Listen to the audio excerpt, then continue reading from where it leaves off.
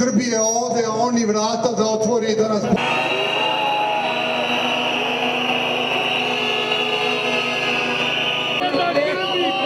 Pomaže Bog, braći i sestre! Narode!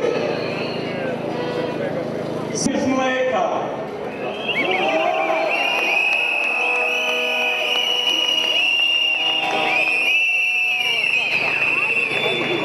Molim vas, svi!